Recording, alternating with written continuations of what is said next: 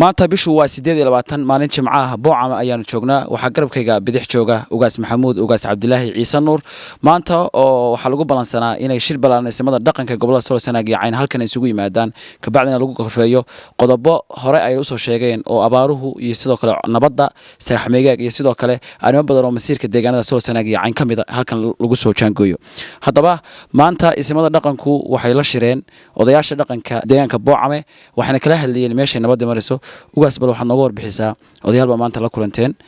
shir baa wuxuu bilaamay 3 galabnimo caawa habeenimo ay soo gaaray shirkaas waxyaabaha kaga hadlayseen iyo waxyaabaha ugu weyn oo darana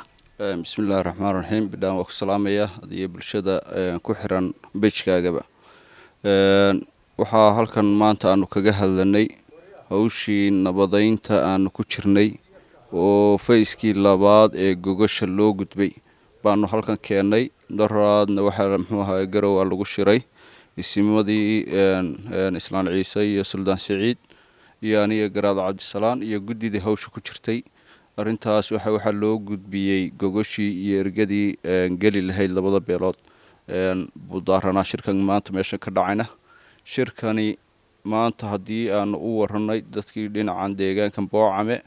runtii aad iyo aad baa loo soo dhaweeyay horeyna nabadda diyaar bay ugu ahaayeen haddana si buuxda bay runtii u soo dhaweeyeen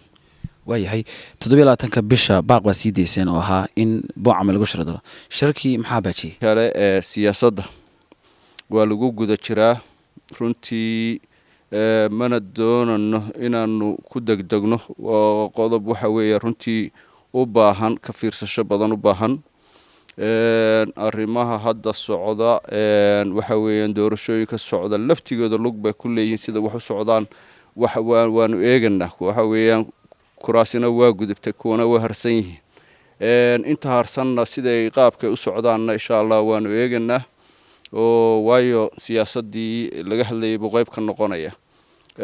waana u ballansannahay hadii Ilaahay idmo golo kan ka weyn oo ismada kale waxa weeyaan naga maqan inay noo yimaadaan insha Allah qodobkaasi waxa weeyaan waa qodob aad iyo aad mataqaana la doonayo in looga fiirsado aan ku degdegin hadii Ilaahay idmo insha Allah welina waa noo socda deegaanada Sool Sanaag iyo Cayn colaadahooda aad bay u soo noqdeen ismada inta badan waa ku wareereen marba dhinac bay ordayaan qodobka ugu badan ee deegaanadaas ay ku taakiidinaysan ismaahan maxay tahay bidaan waxa weeyaan waxa keenaya deegaanadani waxa weeyaan maamul buuxa oo ama ka shaqeeya oo gacan ku haya ma jiraan ismada waxa weeyaan waxa ku kalifaya inay mar walba culayska ku dhaco waxa weeyaan dayagii ambulance meeshii ka aho meeshii wax ka dhacaba taagan maadaama ciidan u gurmada uusan meeshii jirin ama dadka kala dhex gala waana arrimaha waxa weeyaan aanu hadii alla idmo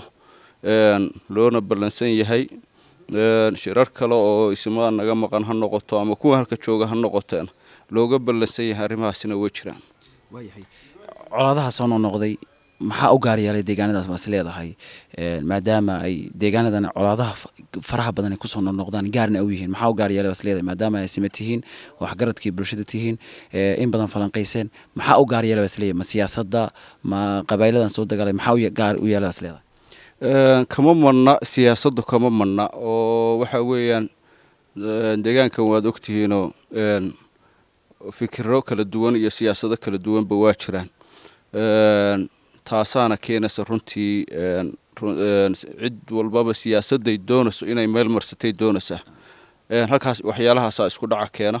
arrimaha deegaanka laftigeedu oo deegaamaysiga laftigooda sida tan oo kale waxa weeyaan waa keentaa colaaduhu waa keenaan dabku sii shidid iyo laga faa'iideysashana waa jirtaa kama manna meesha dadka deegaankana waxaan jeclaan lahayn runtii inay garowshiyo u lahaadaan dantoodana u soo jeestaan ayagana cid isu dhaantana ma jiraan runtii waxa weeyaan wax badan inay ka fiirsadaan waa ugu baaqeen marka kii nabadeynta aanu muxuu ahaayay qodob ka mid ah maanta ah waxa weeye kana lagu falanqeeyay dadkii deegaankana waa loo keenay waana sii socon doonaa waana la wadi doonaa inta insha Allah Ilaahay inagu guuleyn doona hadii Ilaahay idmo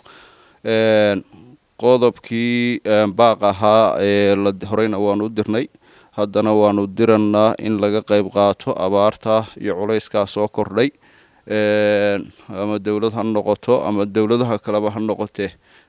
dadka in biyo loo dhaamiyo abaarta muxuu ahaa culayska lala qaybsado runtii aad baan u codsananaa iyo dadka ehelka iyo qurbaha jooga dadka ha soo caawiyaan haddii ilaahay idmo waayahay ugaas arrintii dhabar dalool waxbaa ka soo noqday odayaal baa habeen hore hadlay maxaad warka haysa iyada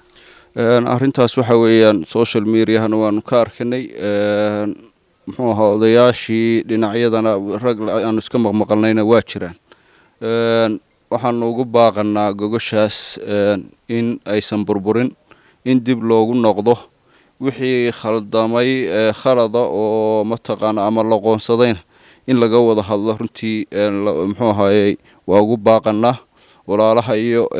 gogosha ka soo baxayna haddii shaksi ay diideen ama ay ka hadleen ama cid ay diideen ama maamul ay diideen si khaasa waxa weeyaan inay uga wada hadlaan runtii way fiicnaan lahayd annagu